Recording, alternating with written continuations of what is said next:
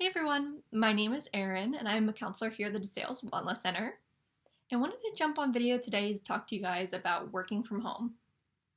I saw a really good quote the other day that stood out to me that said, "You're not working from home, you're trying to work during a national pandemic." This really stood out to me because I think so often it's simplified that we're working from home, right?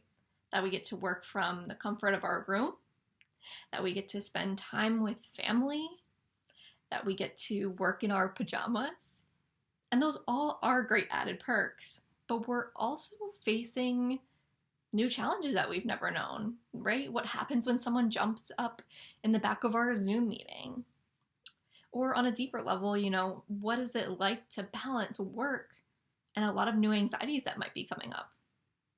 And so I've heard a lot online and with friends and family about let's utilize this time to make the best of it, right? I've seen people who have become master chefs, who have seemingly read every book that they've had stashed away, who have really taken this time to be the best versions of themselves, or so it seems.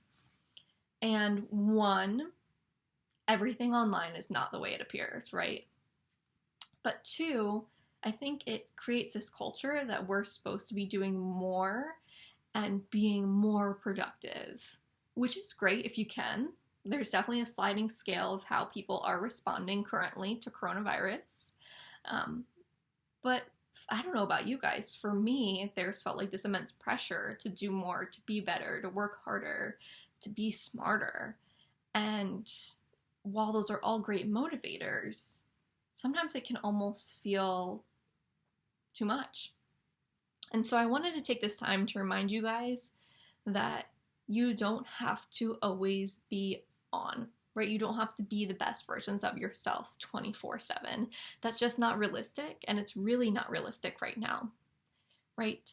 I always say one of the biggest contributors to anxiety is the unknown, which is something we are very much experiencing right now, right? We're not really sure when this will come to an end.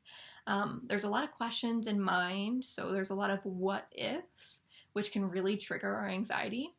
And so how can we just stay more present and be kinder to ourselves? What I found really fascinating in some of the research that I've been doing is that America is one of the #1 countries for burnout.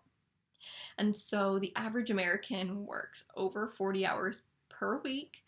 And that doesn't even count all the emails that you do late at night. This is just the amount of time that you spend in your office building. And so with that being said, America is also not one of the highest stress countries in the world.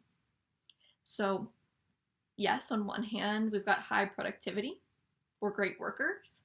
And in another sense, maybe we're not so kind to ourselves, right? We're putting work sometimes above other activities. And so hopefully you can use this time to get back to things you enjoy.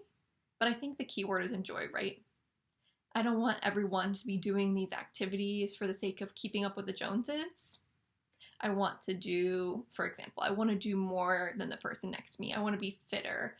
I want to be going to more trainings. I want to be more engaged. I want to show off in a sense. Right, I'm really hoping that you can take this time to do the activities that you genuinely enjoy for yourselves. Really what I'm trying to get here is that, again, it's hard to be the best versions of ourselves in a normal circumstance. Nonetheless, during a pandemic, our life has kind of been switched upside down and we're adjusting to this normal, this new normal, and that's okay. So take this time to get to your emotions, to look inward, to take care of yourselves. Because maybe there wasn't as much time for that in the past, but you can create this new cycle. You can create this new pattern of allowing yourself to just be there, be present, be you, to breathe, right? We don't have to get to everything on our list always. And so right now we're going through a collective traumatic experience. What I think that's so unique about this is that the world has never seen something like this before, in the sense that it's such a global scale. And so connect with your neighbor, connect with your friends. It doesn't have to be in person. but allow yourself to talk about what's going on. I think when we're able to talk about our experiences, it only binds us together. And so hopefully we can take this experience as connecting with one another and connecting with ourselves. If you guys have any questions, or if there's any way that we can assist you through this process, please know that the Wellness Center is always here to help support you in whatever way that we can. We can help connect you to other resources if that's what you need as well. But just wanted to let you know that you guys are not alone, that you have someone that feels similar to you. And again, really wanted to emphasize that message of take this time to take care of yourselves.